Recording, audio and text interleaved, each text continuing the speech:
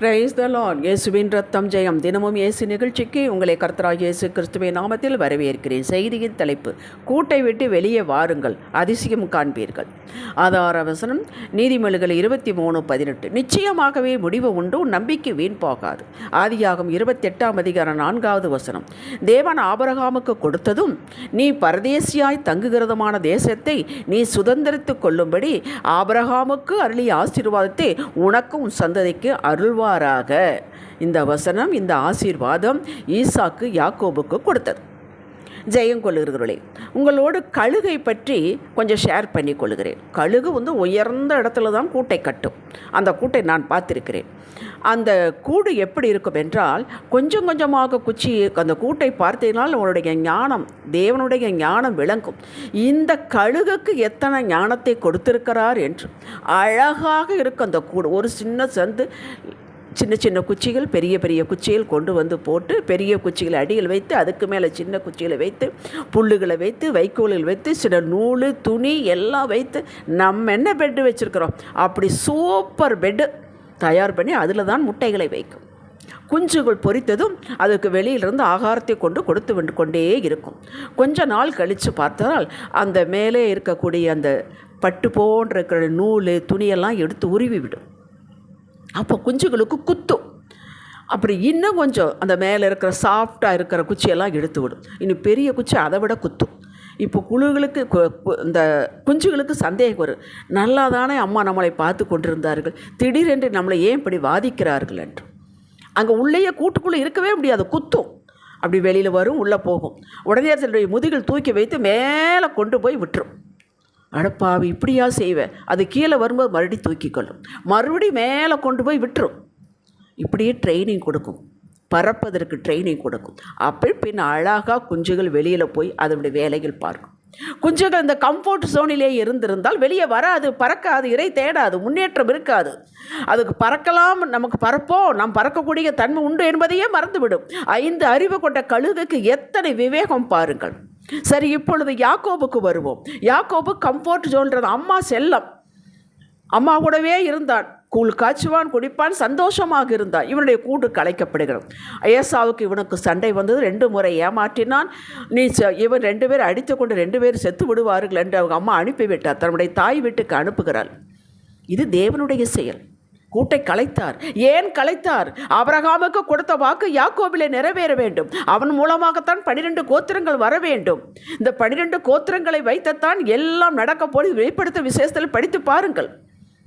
Ruban, Simeon, Levi, யூதா, இசக்கார், செபுலோன், காத்து, ஆசேர், தான், நப்தலி, யோசேப்பு, பென்யமீன், 12 கோத்திரங்கள். புதிய ஏற்பாட்டு காலத்தில், கிருபையின் காலத்தில் மொத்த உலகத்தில் ரட்சிக்கப்பட்ட விசுவாசிகளை கோத்திரம் கொண்டு அழைக்கப்படுகிறது. யாராக இருந்தாலும் சரி, இவர்களை ராஜாக்களாகவும் லேவியராகவும் மாற்றிவிட்டார். யூத கோத்திரத்தில் இயேசு பிறந்தார், ராஜா. அவர் ஆளுகை செய்தால் நாமும் ஆளுகை செய்கிறோம். அவர் என்றென்றும் ராஜாவாக இருக்கிறார். லேவிய கோத்திரத்தை தான் ஆசாரியர்கள் வெளிப்பட்டார்கள், தேவனுக்கு ஊழியம் செய்கிறவர்கள். இவர்கள் தேவனுக்கு முன்பாக நிற்கிறவர்கள். இயேசுவோ மகாபிரதான ஆசாரியராக மாற்றப்படாத ஆசாரித்து உடையவரும் ஆனார். நாம் இயேசுவிற்கு உடன் பங்காளிகள், உடன் சுதந்திரவாளிகள். அவர் முதற்பலன், முன்னோடி, நாம் அடுத்தது. ஆக அவர் ஆளுகை செய்கிறார். ஆசாரித்துவம் அவருக்கு உண்டு, நமக்கும் ஆளுகை உண்டு, ஆசாரித்துவம் உண்டு. ராஜாக்களும் ஆசாரிகளும் நாம் ஆக்கப்பட்டு இருக்கிறோம். அதாவது குடும்பத்தில், தெய்வ குடும்பத்தில் நாம் ஆளுகையும் செய்வோம். தேவனுக்கு மகிமை செலுத்தும் ஆசாரிய கூட்டமாக இருக்க வேண்டும். அதற்காகத்தான். அதே சமயத்தில் நம்மை கம்ஃபர்ட் ஜோனிலே இருந்து பழகி கொண்டோமானால் இந்த 2ஐயும் காலப்போக்கில் மறந்தே விடுவோம். நமக்கு ஒரு ஆளுகை உண்டு என்பதை மறந்து விடுவோம். நாம் ஆள பிறந்தவர்கள் என்று மறந்து விடுவோம். நம்ம ஆண்டவருக்கு முன்பாக நிற்கிறவர்கள் அந்த தைரியத்தை விட்டு விடுவோம். ஜெபித்தால் ஆசீர்வாதம் கிடைக்கும், வாழ்வோம் என்று அனலமில்லாமல் குளிரமில்லாமல் நிலைக்கு வந்து விடுவோம். நம்மை உயர்நிலைக்கு கொண்டு போய் எந்த நிலையிலும் இந்த விலையை விட்டுவிடக்கூடாது என்ற தீர்மான நிலைக்கு கொண்டு வரவே எப்போதும் ஜாக்கிரதை உள்ளவர்களாக இருக்கவே. எதில் ஜாக்கிரதை? நமக்கு கையளிக்கப்பட்ட ஆவிக்குரிய ஆசீர்வாதம், உலக பிரகாரமான ஆசீர்வாதங்களை கண்ணும் கருத்துவாய் காத்துக்கொள்ள வேண்டும் என்பதில் ஒரு ஜாக்கிரதை, ஒரு விழிப்புணர்வு. இதற்கு ஒரு கம்ஃபர்ட் ஜோன் தேடாமல் அப்படியே இதிலே இருந்தாலும் இதிலே மூழ்கி விடாதையும் எப்பவும் இறங்கி செயல்படும் மனநிலையை உருவாக்கவே நம்முடைய கூட்டை கலைக்கிறார். நம் கம்ஃபர்ட் ஜோனை கலைக்கிறார். நாம் அடுத்த நிலைக்கு என்ன விட்டு செல்கிறோம், தலைமுறைக்கு என்ன விட்டு செல்கிறோம், எந்த தலைமுறையை உருவாக்குகிறோம், கவனமாக இருக்க வேண்டும். எப்படி சந்ததி உருவாக்குறோம் என்பதை கருத்தாய் இருக்க வேண்டும். நம் கூட்டை கலைக்கிறார். யோசேப்பின் கூட்டை கலைத்தார். அவனுக்கு அப்பனுக்கு செல்ல பிள்ளை, பல வர்ணங்கள் அன்னை ஆடை அணிந்து கொண்டு அப்பாவோடு இருந்தவன். போனான் ஒரு சகோதரை தேடிக்கொண்டு, அங்கே குழியில் போடப்பட்டான், விற்கப்பட்ட. கலைத்தார் கூட்டை. எதற்காக? அவனுக்கு கொடுத்த தரிசனம் நிறைவேற வேண்டும். அவர்கள் யாக்கோபின் உடுமை பஞ்சத்தால் அழிந்து போய் விடக்கூடாது. இவனை முன்னே கொண்டு போய் எகிப்திற்கு கொண்டு போய் அங்கே அதிகாரி ஆக்க வேண்டும். கேட்டீர்களா? அது அவனுக்கு தெரியுமா? தெரியாது. நம்ம கூட்டை கலைக்கிறார்களே என்று தானே இருந்திருப்பான். உயர்த்தினார் அல்லவா? தாவீதின் கூட்டை கலைத்தார். எப்படி? இன்பமாக சங்கீதம் பாடிக்கொண்டு அருமையாக ஆடு மேய்த்து கொண்டிருந்தான்.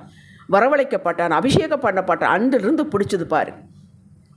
அவனை என்ன செய்ய வேண்டும்? ராஜாவாக்க வேண்டும். சமஸ்த இஸ்ரவேலுக்கு ராஜாவாக்க வேண்டும். கூட்டை கலைத்தார். அவனுக்கு ட்ரைனிங் கொடுக்க வேண்டும். மக்கள் ஏமாற்றுவார்கள், அதை ஏற்றுக்கொள்ள வேண்டும். அது எப்படி நடக்க வேண்டும்? மக்களை சார்ந்து இருக்கக்கூடாது. ட்ரைனிங் கொடுத்தார். காடு, மேடு, பள்ளம், குகைகள், உயர்ந்த நிலைக்கு உறுத்தவில்லையா? புதிய ஏற்பாட்டில் பவுலாக இருந்தவர் ஒரு காலத்தில் சவுலாக இருந்தான். அவன் என்ன செய்வான்? சர்ச்சை அழித்தான், மக்களை பிடித்தான், அவனுக்கு இஷ்டமானதை செய்து கொண்டு சந்தோஷமாக இருந்தான். கூட்டை கலைத்தார். அப்போஸ்தலர் 9ஆம் அதிகாரத்தில் திருப்பினார். தன்னுடைய டைரக்ஷனுக்கு திருப்பினார். அவனை கொண்டுதானே இத்தனை புதிய ஏற்பாட்டில் 3/4 பாகத்துக்கு மேலே எழுத வைத்தார். கேட்டீர்களா? யாருடைய கூடு கலைக்கப்படுகிறதோ, யாருடைய கம்ஃபர்ட் ஜோன் கலைக்கப்படுகிறதோ, அவர்களை அடுத்த நிலைக்கு உயர்நிலைக்கு கொண்டு போகிறார் என்பதாகும். இப்பொழுது நம்முடைய விஷயத்திற்கு வருவோம். வேலை ஸ்தலத்தை பக்கத்திலேயே வைத்துக் கொள்வது. பிள்ளைகள் கல்லூரி பள்ளிக்கூடம் எல்லாம் வீட்டுக்கு பக்கத்திலே அமைத்து கொண்டு ஞாயிறு ஆராதனைக்கு சர்ச்சுக்கு போவது, பின் வருவது, சாப்பிடுவது, ரெஸ்ட் எடுப்பது, தூங்குவது, அடுத்த நாள் வேலை. இது ரொட்டீனாக போதுமுங்க. இப்படியே நம்ம காலம் போனால் போதும் என்ற ஒரு மந்த நிலை. ஆண்டவர் உங்களை குறித்து உயர்ந்த திட்டம் வைத்திருக்கிறார். அதை எப்படி நிறைவேற்றுவது? இதை பார்க்கும் பிள்ளைகள் என்ன, அப்பா மாதிரி நமக்கு ஒரு அமைஞ்சு விட்டால் போதும். இப்படித்தான் என்ன வரும்? போதும், இதுக்கு மேலே படித்து நம்ம கலெக்டர் ஆக போகிறோம், போதும். இது ஒரு மந்த நிலை. பிள்ளைகள் நீங்கள் சொல்வதை கேட்டு நடப்பதை விட நீங்கள் செய்வதை பார்த்து, நீங்கள் வாழ்வதை பார்த்து நாம் இப்படி அமைத்து கொண்டு இருப்பார்கள். ஒரு காலத்தில் ஒரு சகோதரர் எனக்கு சொன்னார், ஒரு டீச்சரை கல்யாணம் பண்ணிட்டால் சுகமாக இருக்கலாம், நம்ம கம்ஃபர்டபுளாக இருந்துக்கலாம், அதை அவங்க எல்லாம் பார்த்துக்குவாங்க. கேட்டீர்களா? இதை பார்க்கிறார்கள். ஆவிக்குரிய காரியம் மொனாட்டஸாக போய்விடும். சர்ச்சுக்கு போகிறது வர்றது, கேலண்டரில் ஒரு வசனத்தை வாசிக்கிறது, ஏசப்பா பார்த்துக்கொள்ளுங்க, போதும். மந்த நிலை. இதை பார்த்த கர்த்தர் இப்படியே விட்டால் சர்ச்சையே பார்த்து கொண்டு தானே தினமும் அது வழியாகத்தானே போகிறோம், இது தனியாக ஞாயிற்றுக்கிழமை என்ன போகாவிட்டால் என்ற அபாய நிலை வந்துவிடும் என்பதையும் கர்த்தர் தான் உங்களுக்கென்று வகுத்து வைத்திருக்கும் அந்த உயர்நிலைக்கு கொண்டு போகவே, உங்களை உருவாக்கவே இந்த கம்ஃபோர்ட் சோனை கூட்டை கலைக்கிறார். நீங்களோ யாரு கண்ணு பட்டதோ என்று புலம்புகிறீர்கள். இந்த செய்தி உங்களுக்குத்தான். கர்த்தருடைய கண்ணு தான் பட்டது.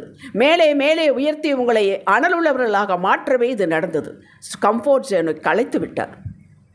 உருவாக்கம் இல்லாமல் உயர்வு இல்லை, மறந்து விடாதீர்கள். பாடம் கற்றுக் கொடுக்காமல் டெஸ்ட் இல்லை. டெஸ்ட் என்பது அடுத்த உயர்நிலைக்கு உங்களை உயர்த்தவே.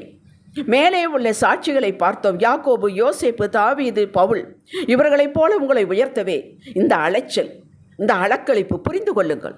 உங்களுக்கு கற்றுக் கொடுக்கிறார். எப்படி உழைப்பது, எப்படி ஜாக்கிரதையாக இருப்பது, எப்படி ஆர்டர்களை கவ்விக்கொள்வது, எப்படி முன்னேற்ற பாதையில் நடப்பது, சுறுசுறுப்பாக இருப்பது கற்றுக் கொடுக்கிறார். உள்ளான மனிதனை பலப்படுத்துகிறார்.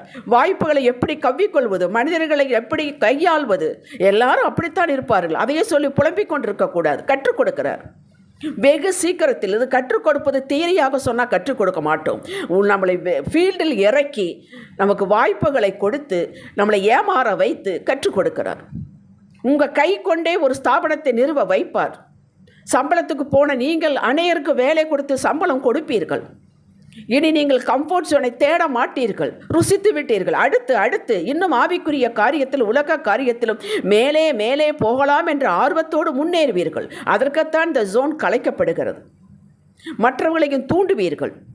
இதுதான் உண்மையான வாழ்க்கை வளர்ச்சி. தேங்கி நிற்கும் தண்ணீர் நாரும். நீங்கள் பிரவாகித்து புரண்டு ஓடும் நதியாக இருப்பீர்கள். இது போகும் இடமெல்லாம் செழிப்பு. அப்படி நீங்கள் எந்த இடத்துக்கு போனாலும் இருந்தாலும் அங்கே சாட்சியாக இருப்பீர்கள். உங்களுடைய உற்சாகம், உங்களுடைய உழைப்பு, உங்களுடைய ஜாக்கிரதை மற்றவர்களை தொற்றிக்கொள்ளும். அதற்காகத்தான் உங்களை உருவாக்குகிறார். உங்களை அப்படியே செய்வார்.